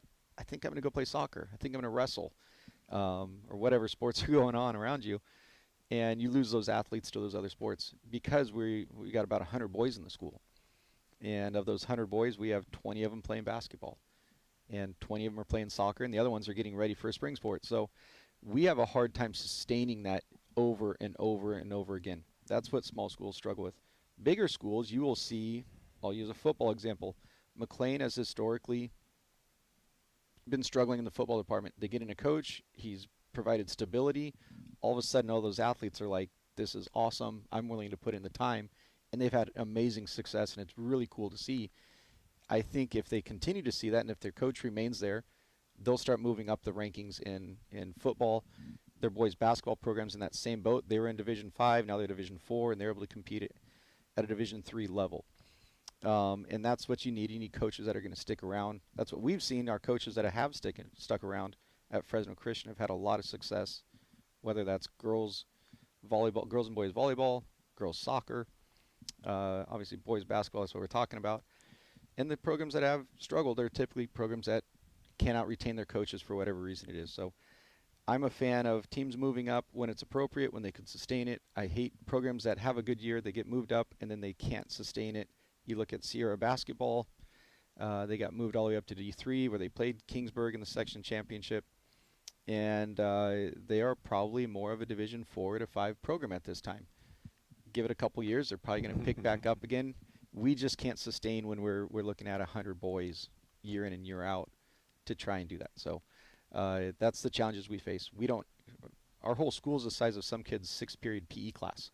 And so go find your best athletes to play 15 sports out of that one PE class and then come play us. So that's kind of where we're at. That's a good point. All right, John, best basketball player you've ever seen at the high school level?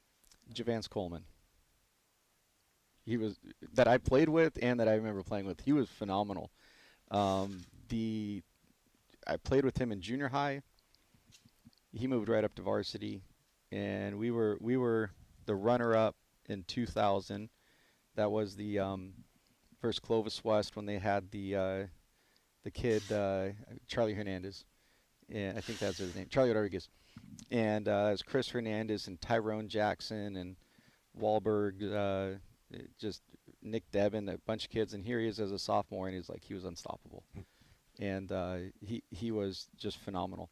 I also, when I went off to college, from 2003 to about 2015, I didn't have any connection back to Central Valley basketball. So anybody in that time frame I couldn't tell you much about. But the ones that I remember playing against, ones I remember watching, I just remember thinking Javance, because of his size and athleticism, was unstoppable. Since coaching, let's see, that'd be 2015 roughly till now, over the last 11, 12 years. It took the Fresno Christian program a while to get to a point where we were playing some of those better players.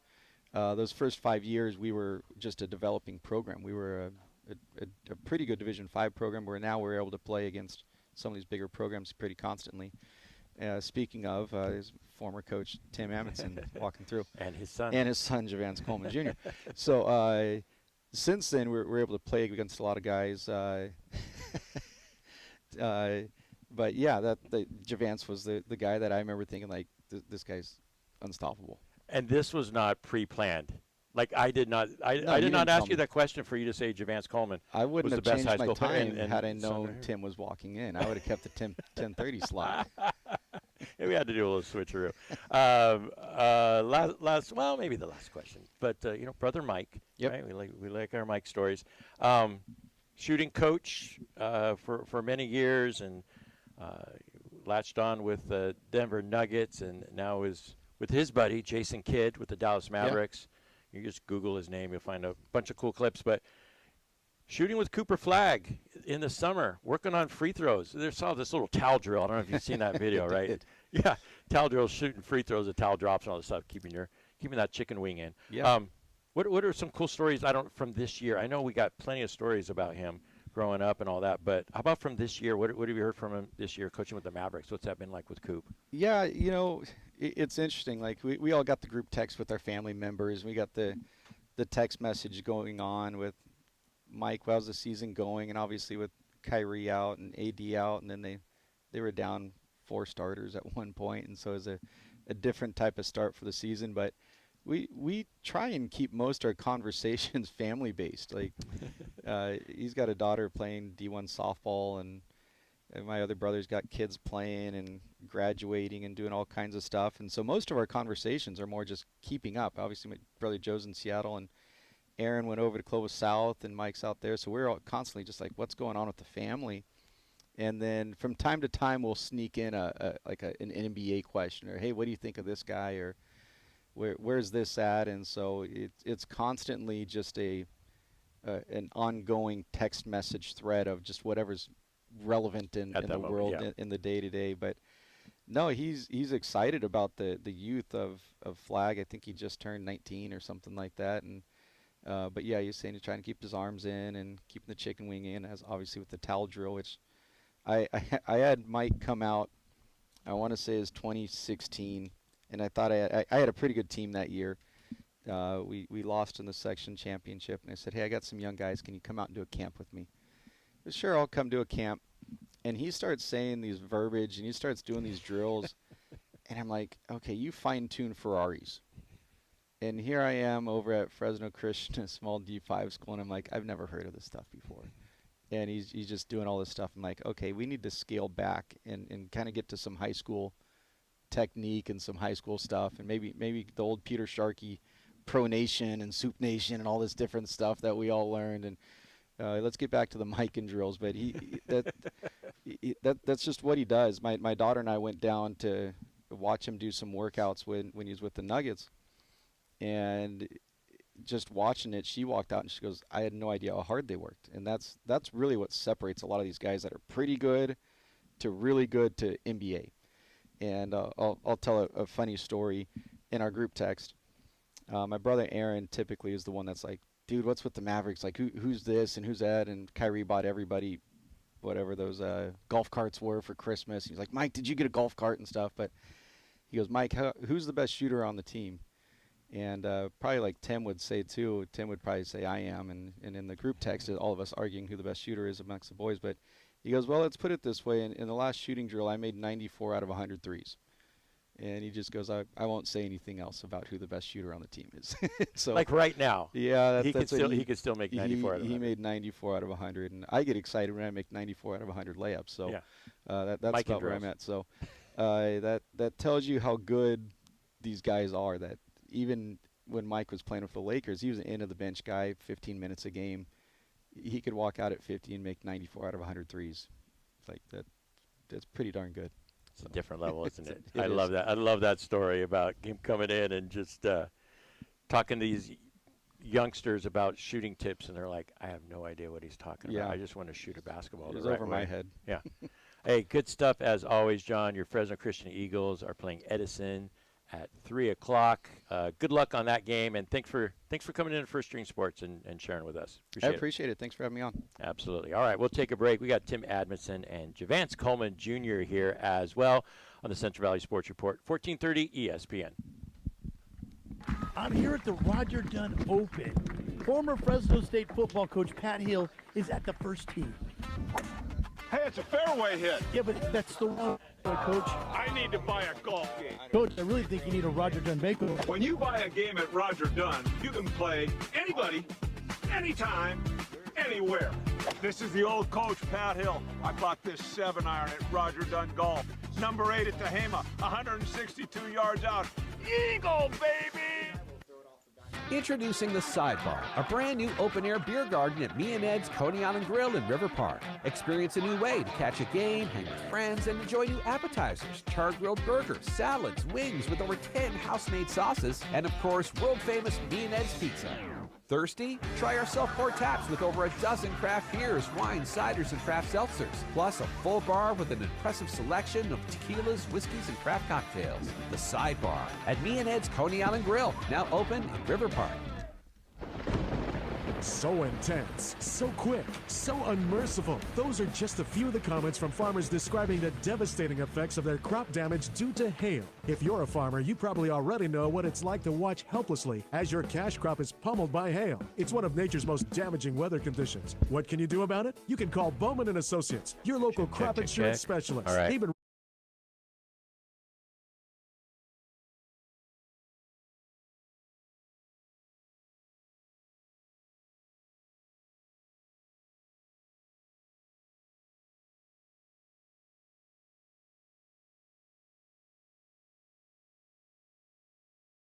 Today, Bowman and Associates. Remember, for a green thumb investment that equalizes Mother Nature, call Bowman and Associates 499-2020. That's 499-2020. Bowman and Associates, the crop insurance specialist. License number OF64178. At Helena Agri-Enterprises, we're committed to helping you make the best agronomic decisions for your farm. That's why we combine cutting-edge technology with superior product. Helena's agri-intelligence solutions use in-depth analysis to identify potential problems in the field before they take root. Combined with a complete line of high-quality crop production and crop protection inputs, Helena has the tools to help you increase productivity, enhance performance, and maximize your return on investment. Contact your local Helena representative or authorized dealer to create the right plan for your farm with Helena products and agri-intelligence solutions.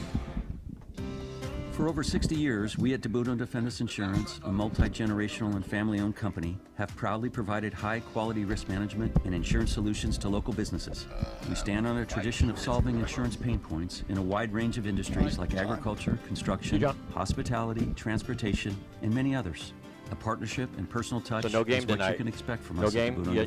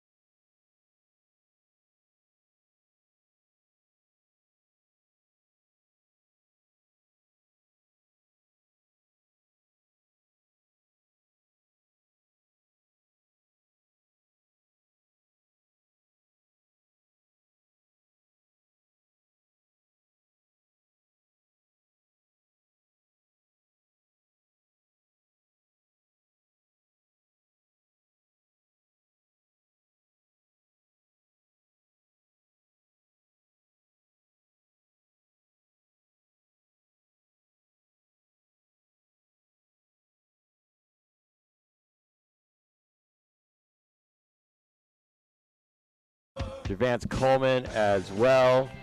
Coach Admonson, always great to see you, man. You are.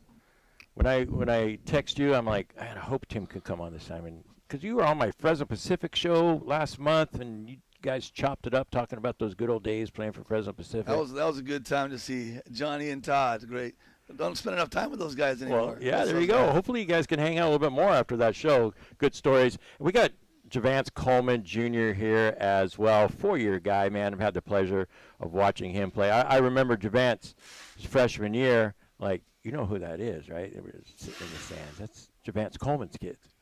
There he is right there. And here we are, senior year, man. Is time flown by coaching this guy? Yes. We were just talking about that on the way over. Like, we got a few games left in his career in high school, man. Enjoy it. Let's talk about. It's gone really fast. It has, and that's what everybody says. The days can be long, but the years are definitely short, and careers can be short. Javance, let's start with you. I want to talk about that Sanger game, right? So we knew it would be a physical game. You and I were talking, Coach. When they were warming up, like Sanger's got a couple big kids here. This is going to be a physical game. It's always physical. How do you feel like the game went for you, Javance? I know you had 29 points, really relied on you in the second half, but just kind of walk us through that game for you. The game, I feel like I started off pretty slow. Missed 3 free throws, shot a couple shots that probably aren't the best shots for our offense, but my team held it together. They got us going in the first half. Montrell to get tip in to help us out. Julius, Tyler. Our seniors, kept us together in that first half. In the second half, I just had to wake up a little bit and had to do what I do. And you certainly did. I want to go back to one play in particular.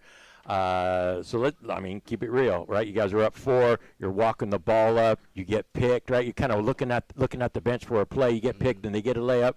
Timeout's called. 1:15 left. 2-point game, right? You take it to the hole, you get an and one situation. What was kind of going through your mind? I saw you come back to the bench. You're like, man, that's my bad. So did you feel like you had to redeem yourself a little bit for your teammates? Probably had to get to the basket. What was going through your mind at that point? I don't really get picked often. So when it does happen, it is a little surprising for me. I was looking at the bench because I thought we were trying to waste a little clock, but that's on me for not, still being aggressive. So we went back to the bench. I took that one on the chin and, took it on the chin and showed out how to I'll get it back for us, and I did. You got the and one. Yes, sir. You got the and one. Tim, kind of walk us through that moment for you as a coach. It was actually not his fault. It was my fault. I should have called a timeout. We were trying to decide what we wanted to run or how long we wanted to run clock. He's looking at me, and he got stripped. So I put that one on me.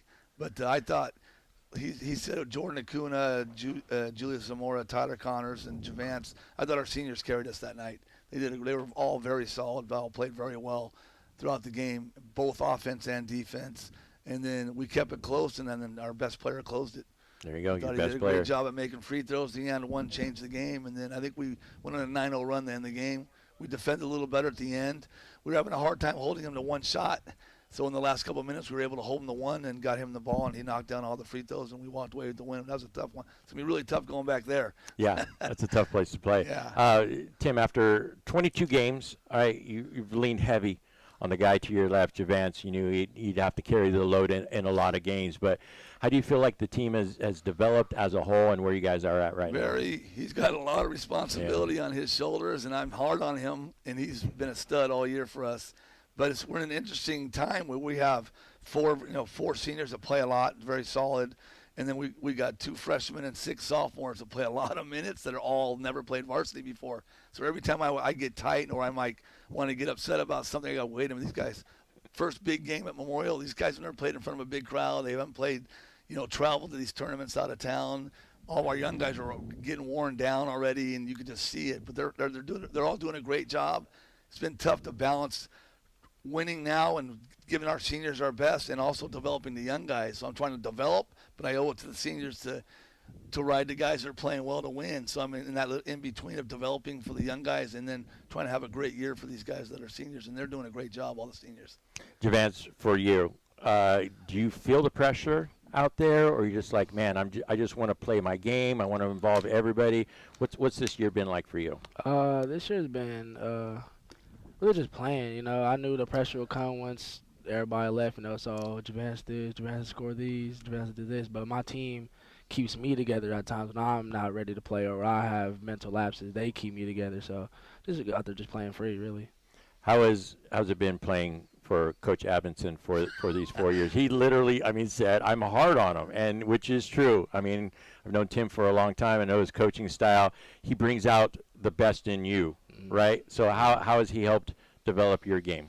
He developed my game through the roof. It feels like coming in as a 14-year-old freshman, playing varsity. You couldn't tell me nothing. To be honest, I felt like I used to come in, dribble the air out the basketball, stop, baseline. Not doing that. So he changed my game. I play off 2 feet now. I see the pass better. My form got a lot better. So I owe a lot of it to Coach Emerson, why I'm the player I am today. Do you? How's that for you to hear there, Coach? That's very nice of him to say, but he's also a gym rat. He works hard, and I think the unseen hours that John was just talking about that earlier, Penworthy, but this guy puts a lot of time into work on his game, so he's really improved his shot. And again, kids got to buy into listening a little bit, and it's been give and take. Yeah. We've battled a lot, but he's grown up a lot. When you take year 1 to now, and you look at the big picture, he's grown as a person. For me, more importantly, he's a better person, better guy, better teammate, and he's a much better player as well.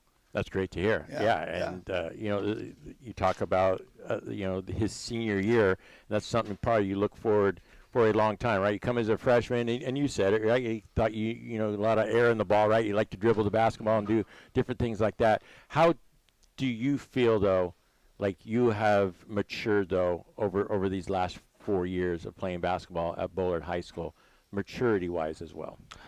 Just being a leader. Usually my freshman year I didn't have to lead. Sophomore year I didn't have to lead. Junior year I led a little bit, not too much. But this year it shows a lot of my character that I have to be a leader. The team follows me. If I'm down, we're all down. If I'm high, we're all high. If I'm medium, we're all medium. So just showed that I have to be more of a leader, and I can be that. That's what I want to be. Tim, how's your coaching style? You mentioned it a tiny bit, right? You had to remind yourself throughout games that these are young kids. How have you and your staff have to pivot a bit, bringing these young guys along? Every day we have discussions. We're learning too. Like I try to never stop learning as a coach, and kids are just different today. The mentality is different. The approach is different. some of these kids don't want to even watch college basketball, and I can't even relate. I go, really? I grew up watching every game I can watch. So just figuring out a way how to motivate them to make sure that they're doing everything they can to reach their goals and dreams, student athletes. And so we just have conversations, and every kid's different. You got to figure out. Some kids like getting yelled at, some kids don't. You got to talk to them. I've gotten way better at talking to kids and not yelling as much. I'm pretty intense, obviously, because I'm very competitive, and I want what's best for these guys. And I know when we let things go, when we slack or we're not working or we're not as focused, it's going to hurt us in the end. So the details for me in making the simple play are what I'm really trying to hammer with these young guys.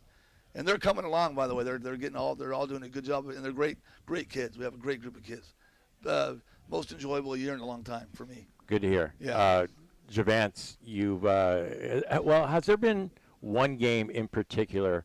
I know you guys have made some great runs in the state. I know you've been hurt. I want to get to that in just a second. But has there been, kind of forget about that. Has there been like one game in particular that's stuck out to you after all these years? Maybe the intensity, maybe the Memorial games last year, right? Those two great games you played against them. Great games last year. Probably the Memorial game last year, the second round of them playing us. The home one? No, we played them at Memorial. Oh, that one. That one was second? Yeah. Okay. Played them at Memorial for the league, for us to get to the league championship, to tie it up with them.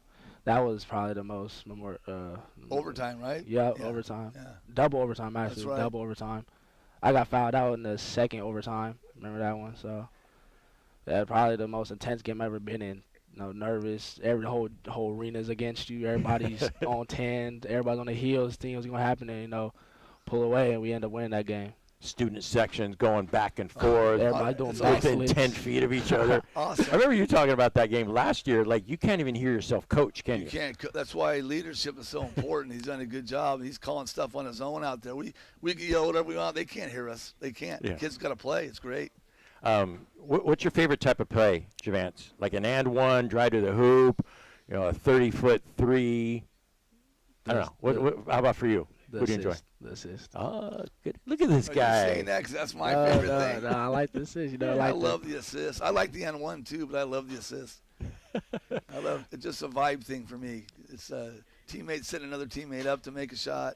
The assist is my favorite thing. Yeah, I agree. Good stuff. Javance, like college, you want to play at the next level? Like where are we at with that?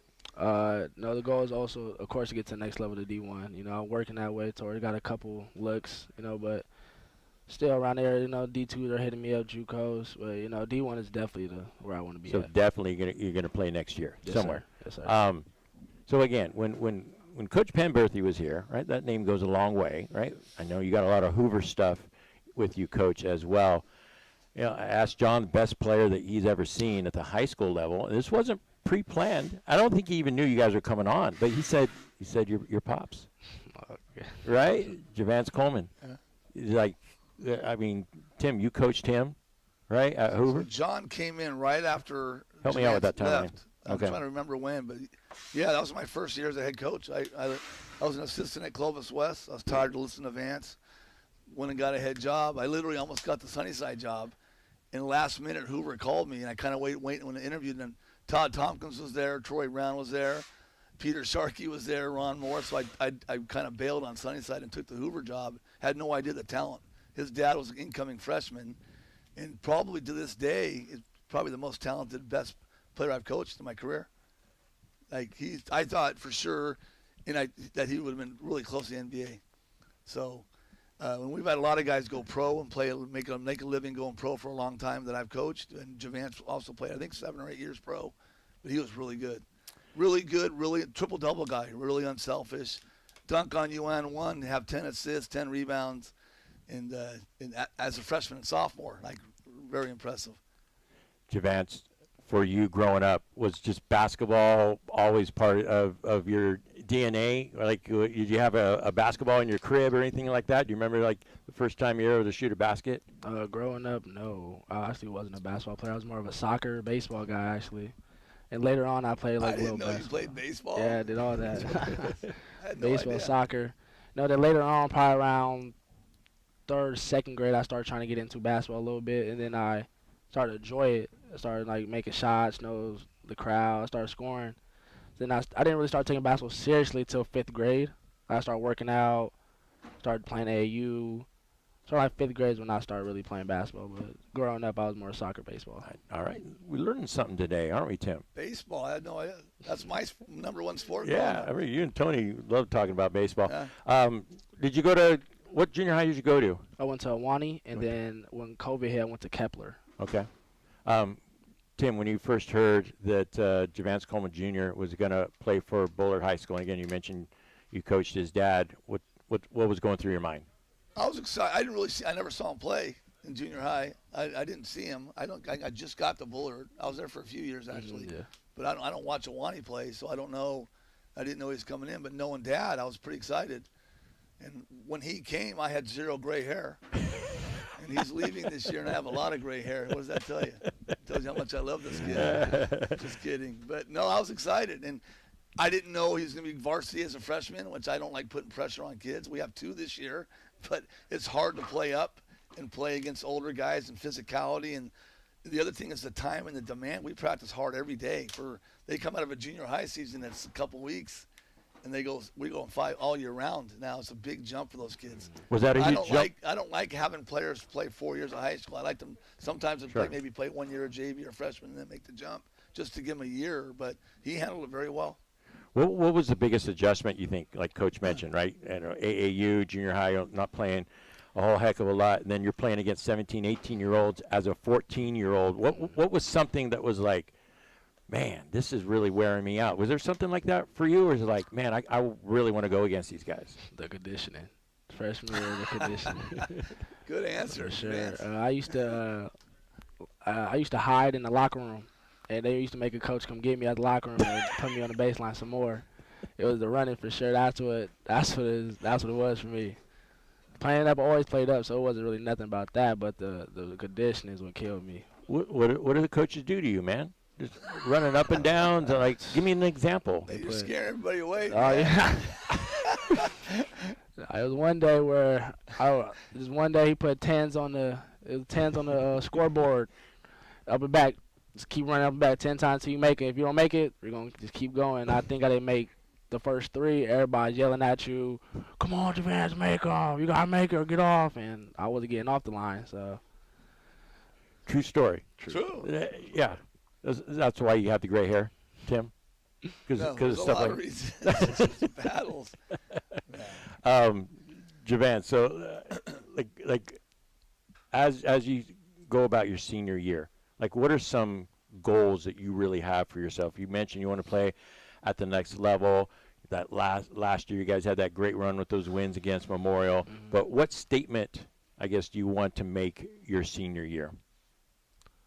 A goal of mine was to get MVP of league for sure. That's a goal of mine for sure. But also to win league. You know, we want another one. We're 2 times back to back. Yeah, we want another one. But individual goal is to go far in Valley and State to show that we can do that with the young guys we have. You know, even though we lost pieces, you know, we're not now we're not that good no more. Because people think that we're underdogs a lot, you know, and that's fine with us. We want to be underdogs, but just to show that we're still a top program, no matter who we have or no matter who we lost. It's weird when you think about it. We had a lot of talent. We had some guys leaving, so our record's actually better than it was last year at this time. 14-8. We're a little bit ahead, and we've lost 2 games. 1-point games that we felt like we should have had, that we'd be further ahead of last year's group.